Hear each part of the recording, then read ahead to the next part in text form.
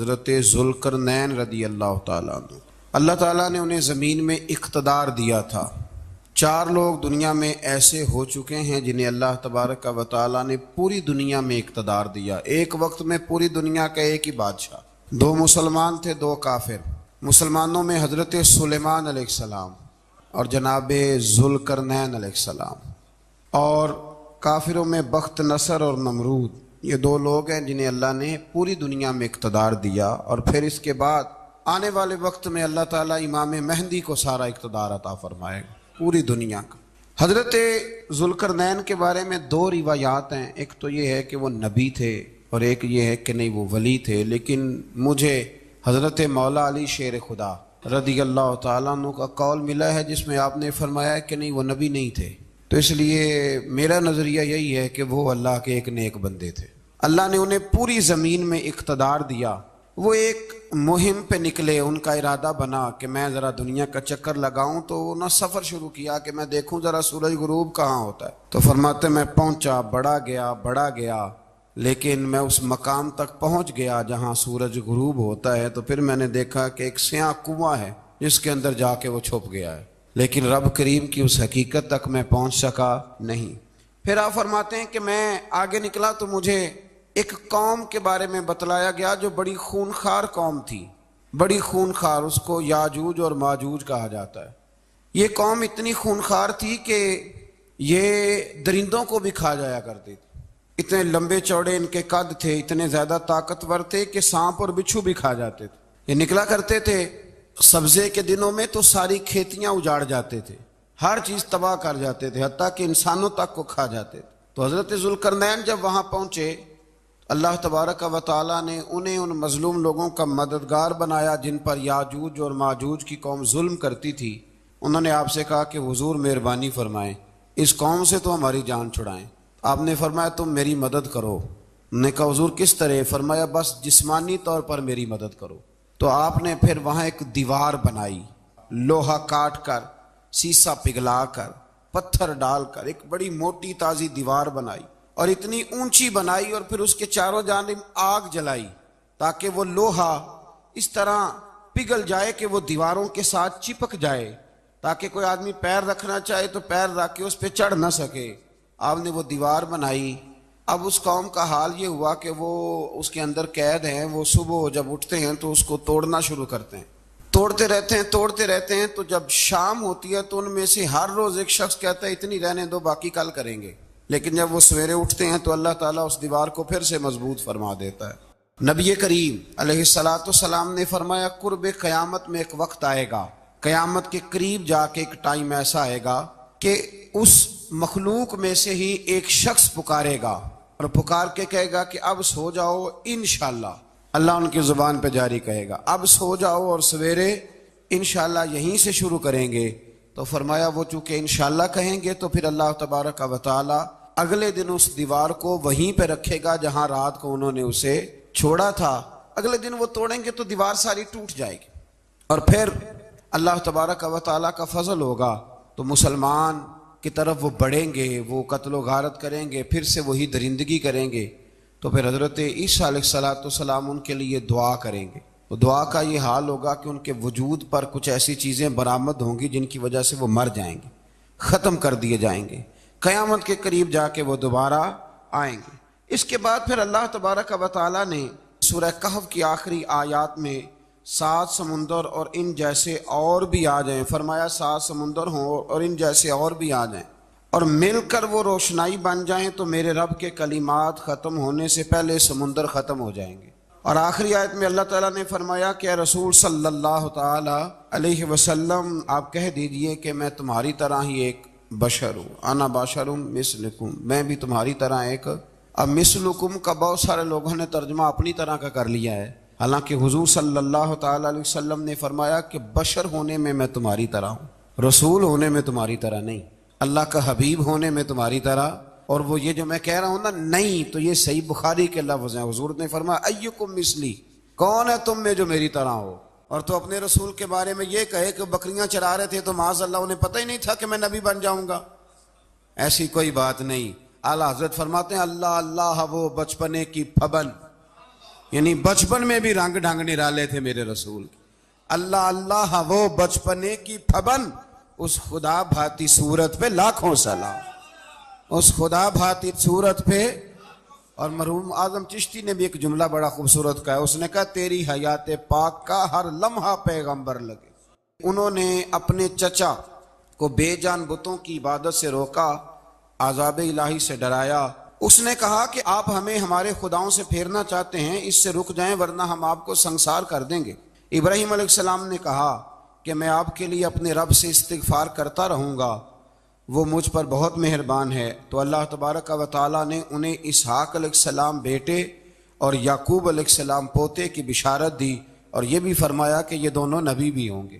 پھر آیت نمبر 51 سے لے کر 58 تک مختلف انبیاء کا ذکر ہے۔ اللہ تعالیٰ نے اس میں فرمایا کہ حضرت موسیٰ کو برگزیدہ رسول، نبی اور اللہ کا رازدار کہا گیا، اور حضرت ہارون کی نبوت کا بیان بھی ہوا، اور حضرت اسماعیل کو وعدے کے سچے، نماز اور زکوٰۃ کا حکم دینے والے رسول اور نبی اور اللہ کا پسندیدہ قرار دیا گیا۔ ادریس علیہ السلام کو صدیق نبی قرار دیتے ہوئے فرمایا کہ ہم نے ان کو بلند جگہ پہ بٹھایا ہے۔ کہاں ہے ادریس علیہ السلام؟ چوتھے آسمان میں بھی، اور جنت کا قول بھی ہے۔ دو روایتیں ان کے بارے میں ملتی ہیں، ایک تو یہ ہے کہ وہ حضرت ملک الموت سے ایک دفعہ کہنے لگے تو میرا یار نہیں بن جاتا؟ اللہ ہی بھلا کرے۔ حضرت اسرائیل کو کہنے لگے دوست بن جو، کہا بن جاتے ہیں، دوستی ہو گئی۔ فرمانے لگے یار موت کا ذائقہ کیسے چکھاتا ہے؟ کہنے لگا میں آپ کو چکھا دیتا ہوں۔ آپ کو موت کا ذائقہ چکھایا اور دوبارہ پھر روح ڈال دی، آپ اٹھ کے بیٹھ گئے۔ کہنے لگے دوزخ تو دکھا، نے وہ بھی دکھا دی۔ فرمایا جنت تو دکھا، جنت بھی دکھائی۔ تو کہنے لگا واپس چلیں، فرمانے لگے اب تو نہیں جانا۔ کیوں؟ فرمایا رب فرماتا ہے ہم فیہا خالدون، جو جنت میں آئے گا یہیں رہے گا۔ نے کہا جناب وہ تو پہلے موت کا ذائقہ چکھنا ہے، پل صراط جو دوزخ کے اوپر ہے وہاں سے گزرنا ہے۔ تو آپ فرمانے لگے یہ دونوں کام میں کر چکا ہوں اور تو نہیں کرائے ہیں، لہذا میں آ گیا ہوں تو میں نے یہیں پہ رہنا ہے۔ اب حضرت ملک الموت علیہ السلام نے عرض کی مالک یہ تیرا بندہ، فرمایا تیری دوست بھی اس کے ساتھ لگی تھی تو میری توفیق سے ہی لگی تھی، اور یہ یہاں تک آئے بھی میری توفیق سے ہی ہے، میرا ارادہ بن گیا انہیں یہاں رکھنے کا۔ میری طلب بھی تو تیرے کرم کا صدقہ ہے، میری طلب بھی تو تیرے کرم کا صدقہ ہے۔ یہ پاؤں اٹھتے نہیں بلکہ یہ اٹھائے جاتے ہیں، تو یہ بھی تو اس کا کرم ہوتا ہے نا کہ وہ کس طرح کر کے کسی کو نوازتا ہے۔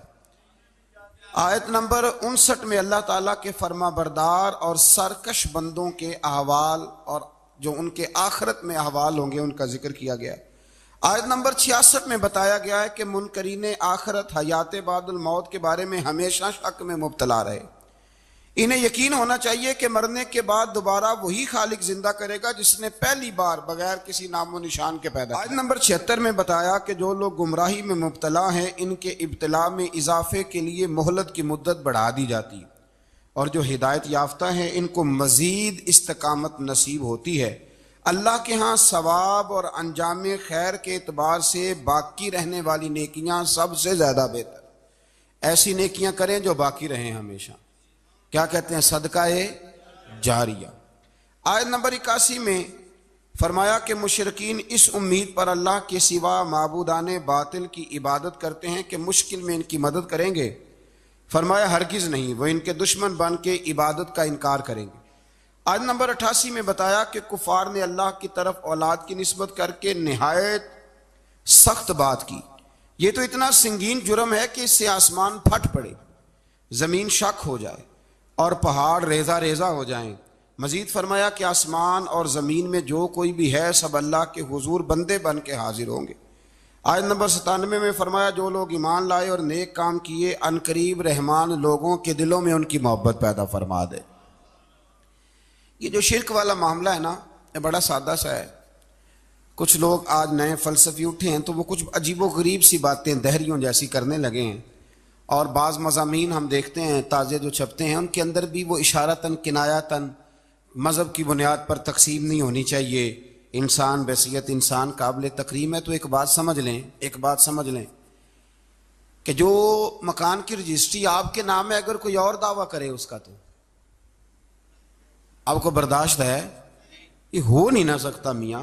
ملک میں وزیر کئی ہو سکتے ہیں پر وزیر اعظم ایک ہوتا ہے، اس کو سمجھ لیں۔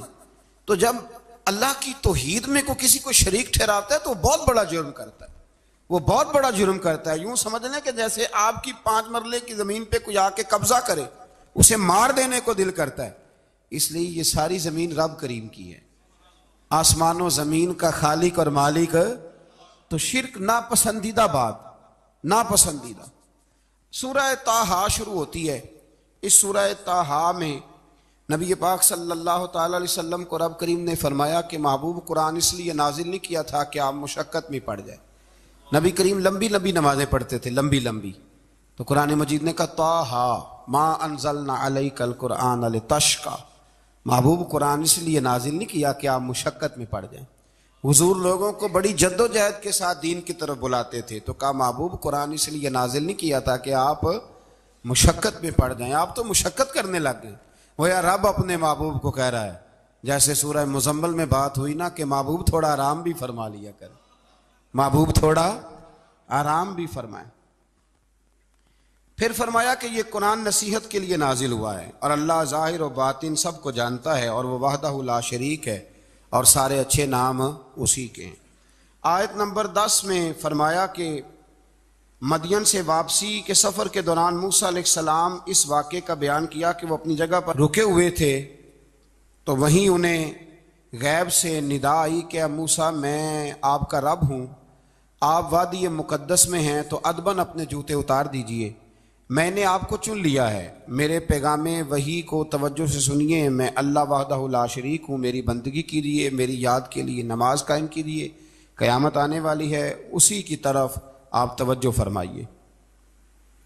اسی موقع پر آپ کو جو معجزات عطا کیے گئے ان کا بھی ذکر ہے، اور وہ ہم پیچھے بہت ساری جگہوں پہ اس کا ذکر کر آئے کہ اللہ تعالیٰ نے ان کو ایک ایسا عصا عطا فرمایا تھا کہ وہ ایک دم میں ہی بہت بڑا اژدہا بن جایا کرتا تھا، اور پھر حضرت سیدنا موسیٰ علیہ السلام اپنا ہاتھ گریبان میں ڈال کے نکالتے تھے تو آفتاب کی طرح روشن ہو جاتا تھا۔ اقبال کہتے ہیں یدے بیضا لیے بیٹھے ہیں اپنی آستینوں، یدے بیضا لیے، چمکتے ہوئے ہاتھ ہیں ان کے، تو یہ اپنی آستینوں میں چھپا کے بیٹھے ہیں۔ پر اقبال نے یہ ولیوں کے لیے کہا ہے، نہ پوچھ ان خرقہ پوشوں کی، ارادت ہو تو دیکھ ان کو، ارادت ہو تو محبت کے ساتھ دیکھ، تنقید کے ساتھ تو پتہ ہے پھر بندے کو کوئی شے نہیں ملتی، آنکھیں گونگ ہو جاتی۔ ارادت ہو تو دیکھ ان کو، یدے بیضا لیے بیٹھے ہیں اپنی آستینوں میں۔ پھر اللہ تعالیٰ نے نا حضرت موسیٰ علیہ السلام کو حکم دیا تھا کہ فرعون کو دعوت دیں، تو حضرت موسیٰ نے دعا مانگی جو آیت نمبر 25 اور 28 میں موجود ہے، رب اشرح لی صدری ویسر لی امری واحلل عقدۃ من لسانی یفقہوا قولی، اے میرے رب میرے لیے میرا سینہ کھول دے، میرے لیے میرا کام آسان کر دے، میری زبان کی گرہ کھول دے تاکہ وہ لوگ میری بات کو سمجھ سکیں۔ یہ آپ نے دعا فرمائی، اور آگے جا کے مزید آپ نے التجا کی کہ میرے خاندان میں سے میرے بھائی ہارون کو اس مشن میں میرا وزیر بنا دے تاکہ مجھے تقویت ملے، اور اسے میرا شریک کار بنا دیجیے۔ اللہ تعالیٰ نے ان کی اس دعا کو قبول فرما لیا۔ آیت نمبر 38 سے حضرت موسیٰ علیہ السلام کی پیدائش کا ذکر ہوتا ہے، اور یہ تقریباً آیت نمبر 76 تک چلتا ہے۔ واقعہ آپ نے پہلے بھی سنا ہوا ہے، اپنے لفظوں میں بھی عرض کیے دیتا ہوں۔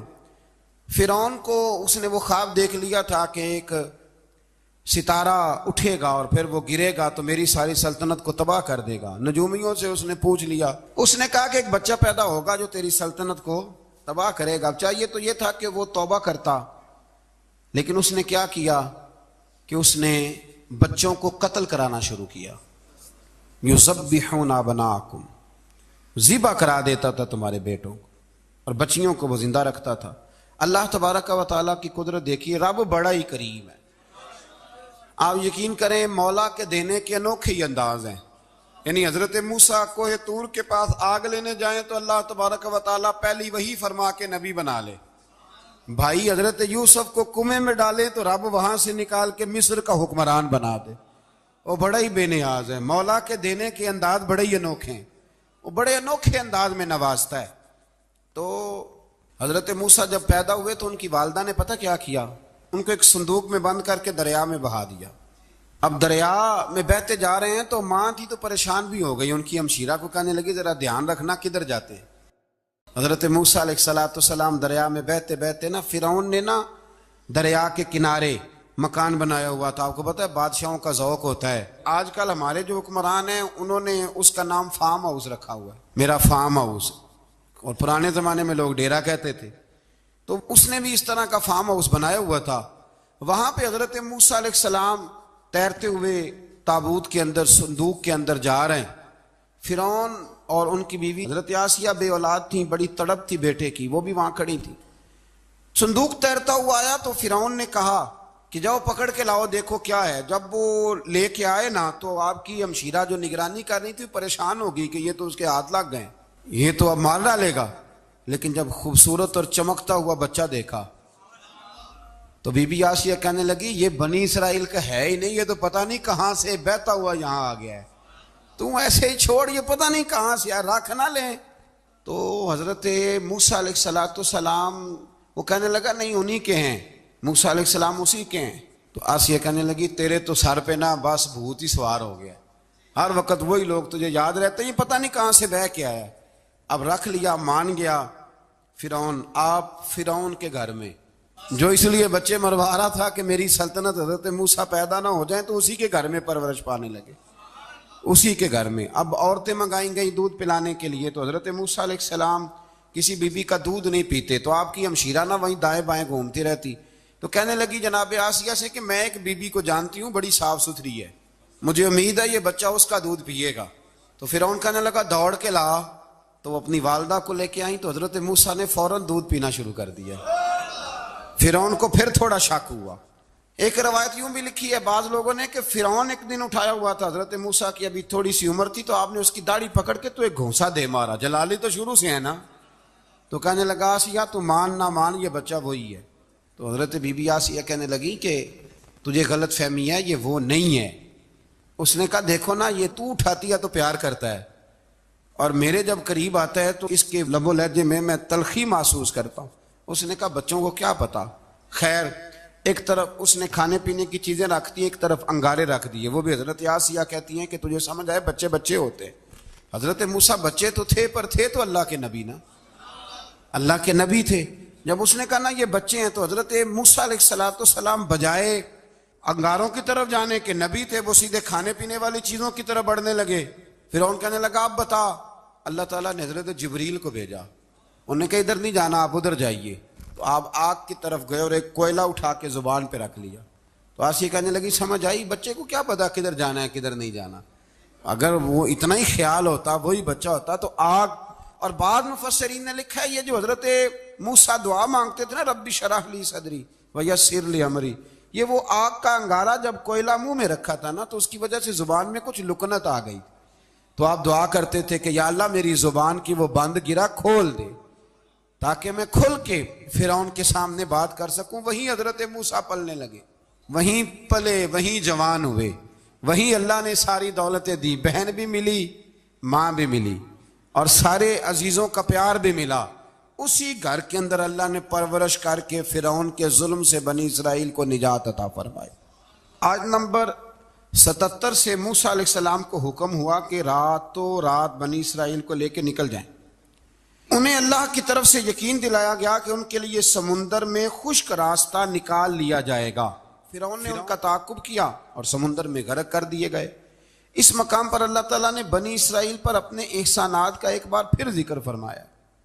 حضرت سعد بن ابی وقاص رضی اللہ تعالیٰ عنہ بھی ایک دن جہاد کے لیے نکلے تو رستے میں سمندر آ گیا. حضرت موسیٰ کی قوم کو نا سمندر نے رستہ دیا تھا. تو جناب سعد بن ابی وقاص سمندر کے کنارے کھڑے ہو کے, اب وہ لوگ پوچھنے لگے حضور کیا کرنا ہے. فرمایا کرنا کیا ہے, ابھی دیکھیں کیا ہوتا ہے. تو فرمانے لگے وہ سمندر و دریا اگر تو حضرت موسیٰ کی نافرمان قوم کو رستہ دیتا ہے تو ہم تو رسول اللہ کے فرما بردار غلام ہیں, ہمیں بھی رستہ دے. تو 12 رستے بن گئے دریا میں سے. جناب سعد بن ابی وقاص لشکر لے کے گزر گئے, باہر گئے تو ایک دفعہ پھر صحابہ کو یقین دلایا. فرمایا کسی کی کوئی چیز تو نہیں رہ گئی دریا میں. دشت تو دشت ہیں دریا بھی نہ چھوڑے ہم, بحر ظلمات میں دوڑا دیے. اب میں کیا کروں, علامہ اقبال نے ہر جگہ کلام لکھا ہے, ہر جگہ.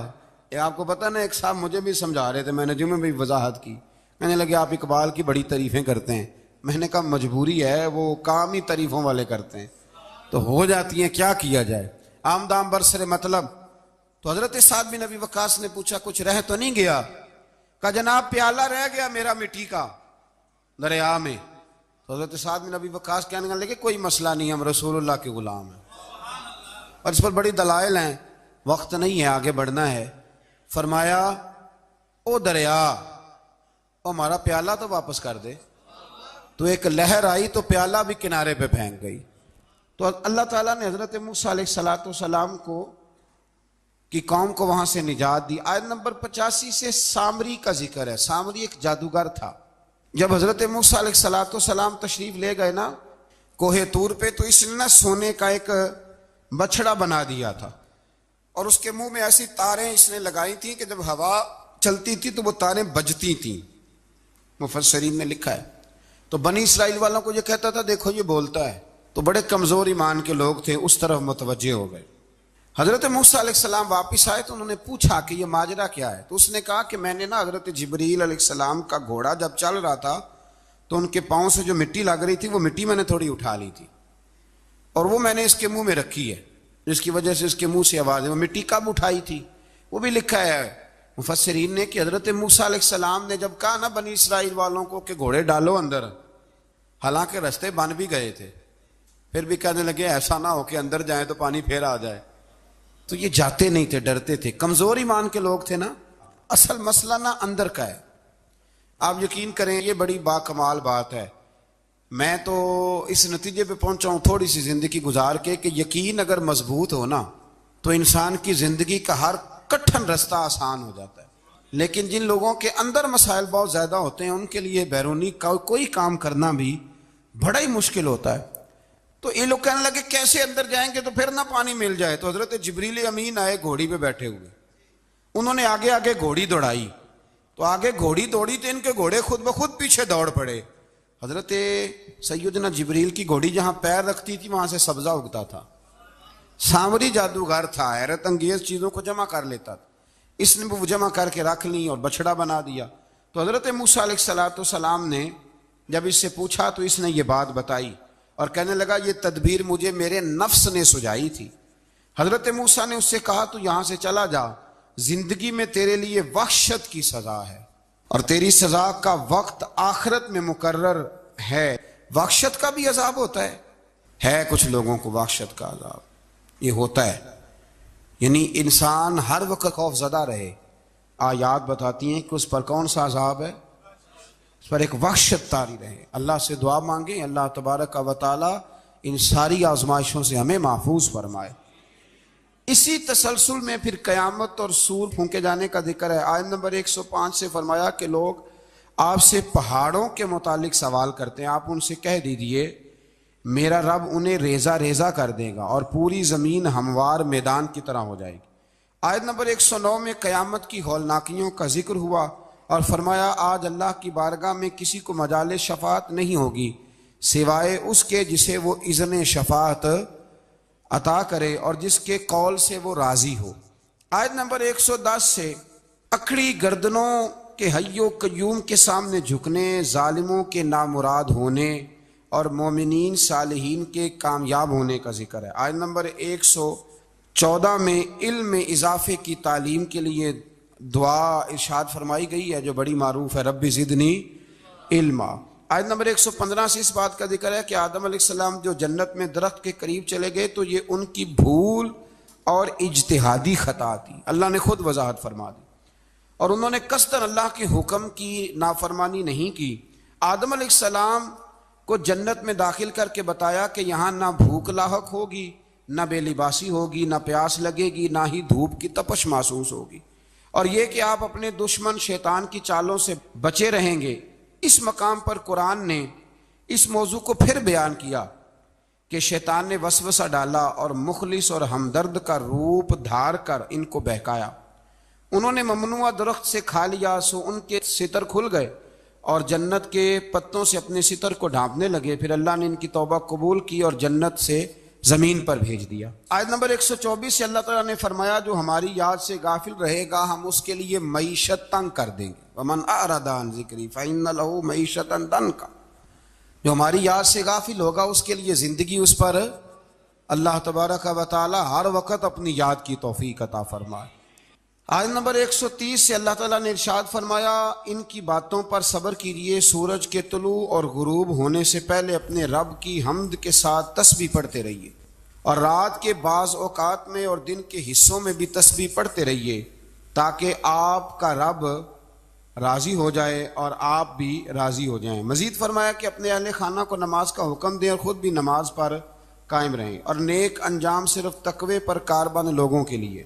لوگ کیا کہیں گے؟ لوگوں کے لیے الزام لگانا، پروپیگنڈا کرنا بڑا ہی آسان کام ہے۔ دو ہی تو کام دنیا میں آسان ہے، ایک بدگمانی کرنا اور ایک غیبت کرنا، اور اتنا مزیدار کام ہے کہ آپ ساری دیہڑی کرائیں، کوئی بندہ تھکنے کو تیار معاذ اللہ ثم معاذ اللہ سارا دن۔ اور اگر آپ کہیں کہ اللہ کا ذکر کرو، تسبیح لے لو، صرف 500 دفعہ درود شریف پڑھ لو، تو پھر کیا بنے گا؟ کام یاد آ جائے گا، بہت سارے لوگوں نکل لیں گے۔ کبھی کبھی کچھ چیزیں بڑی یاد رہ جاتی ہیں۔ ایک شاعر نے ایک شعر کہا تھا، میری تھوڑی سی شعری ذوق ہے تو مجھے دلچسپی ہے، رہ جاتی ہیں کچھ باتیں ذہن میں۔ ایک دفعہ ہمارے ایک دوست کے بارے میں کچھ پراپیگنڈا ہونے لگا، تو میں نے انہیں ایک شعر لکھ کے بھیجا، مجھے یاد تھا، میں نے ایک شعر لکھا۔ کسی شاعر نے کہا تھا کہ مخلوق تو فنکار ہے اس درجہ کے پل بھر میں، سنگے در کعبہ سے بھی اصنام تراشے۔ کعبے کے اندر سے مٹی لے کے لوگ بت بنا لیتے اور اللہ کا شریک بناتے ہیں۔ تو کہنے لگا شاعر کہ مخلوق تو فنکار ہے اس درجہ کے پل بھر میں، سنگے در کعبہ سے بھی اصنام تراشے، تم کون ہو کیا چیز ہے داغ کبابی، لوگوں نے تو مریم پہ بھی الزام تراشے۔ لوگ تو منٹ لگاتے ہیں، وہ جو رہی مسجد میں، پلی مسجد میں، لوگوں نے الزام لگانے کا وقت آیا تو الزام لگا دیا، سید عائشہ صدیقہ پہ لگا دیا، صدیق کی بیٹی اور صدیقہ۔ آپ سوچ سکتے ہیں کہ لوگ کہاں تک جاتے ہیں اور باتیں کہاں تک پہنچتی ہیں۔ تو یہ میرے رب کریم کا فضل اور کرم ہے کہ جناب مریم کی برات کا اعلان بھی قرآن نے کیا، اور حضرت عائشہ صدیقہ کی برات کا اعلان بھی قرآن پاک نے فرمایا، یہ بھی قرآن مجید نے فرمایا ہے۔ اور کل پرسوں بھی بات ہو رہی تھی حضرت یوسف علیہ السلام کی، تو الزام تو لگتے رہتے ہیں۔ تو میں نے اس دن بھی سوال کیا تھا، پھر دہراتا ہوں کہ غلطی کیا تھی حضرت یوسف کی؟ کبھی کنواں اندھیرا، کبھی بھائیوں کے تھپڑ، کبھی مصر کا بازار، اور ذرا سوچو تو صحیح، جب بولیاں لگتی ہیں انسان کی تو کیا حال ہوتا ہے۔ اور پھر ذرا یہ بھی تو دیکھو نا کہ جب زلیخا نے الزام لگایا تو پھر کیا حال ہے، اور پھر 12 سال کی جیل پر رب فرماتے ہیں شانیں میں نے یوسف کو ہی عطا فرمائی۔ تو حضرت مریم سلام اللہ علیہا جب وہ بیٹا لے کے گئی ان کے پاس، تو انہوں نے کہا یہ کہاں سے آ گیا؟ آپ فرمانے لگی میں نے تو چپ کر روزہ رکھا ہوا ہے، اسی سے پوچھ لو یہ کہاں سے آیا ہے، یہی بتائے گا۔ پنگوڑے میں تھے حضرت عیسیٰ علیہ السلام، پنگوڑے میں۔ تو قرآن مجید کہتا ہے کہنے لگے قال انی عبد اللہ، حضرت عیسیٰ بولے اور بول کے کہنے لگے میں اللہ کا بندہ ہوں، اور آتانی الکتاب، خالی نہیں آیا، کتاب ساتھ لے کے آیا ہوں، وجعلنی نبیا، اور اس نے مجھے نبی بنا کے بھیجا ہے۔ تو حضرت عیسیٰ علیہ السلام پنگوڑے میں ہیں تو کلام فرما رہے ہیں، اپنے نبی ہونے کا اعلان فرما رہے ہیں۔ اب اس بندے کے قریب جا کے اس سے سوال کرنے کو دل نہیں کرتا جو نبی پاک کے بارے میں کہتا ہے 40 سال کے بعد نبی بنے۔ یہاں پنگوڑے میں حضرت عیسیٰ کلام کریں، پنگوڑے میں، اور وہ پنگوڑے میں کہے میں نبی ہوں، اور تو اپنے رسول کے بارے میں یہ کہے کہ بکریاں چرا رہے تھے تو معاذ اللہ انہیں پتہ ہی نہیں تھا کہ میں نبی بن جاؤں گا۔ ایسی کوئی بات نہیں۔ اعلیٰ حضرت فرماتے ہیں اللہ اللہ وہ بچپنے کی پھبن، یعنی بچپن میں بھی رنگ ڈھنگ نرالے تھے میرے رسول۔ اللہ اللہ وہ بچپنے کی پھبن، اس خدا بھاتی صورت پہ لاکھوں سلام، اس خدا بھاتی صورت پہ۔ اور مرحوم اعظم چشتی نے بھی ایک جملہ بڑا خوبصورت کہا ہے، اس نے کہا تیری حیات پاک کا ہر لمحہ پیغمبر لگے۔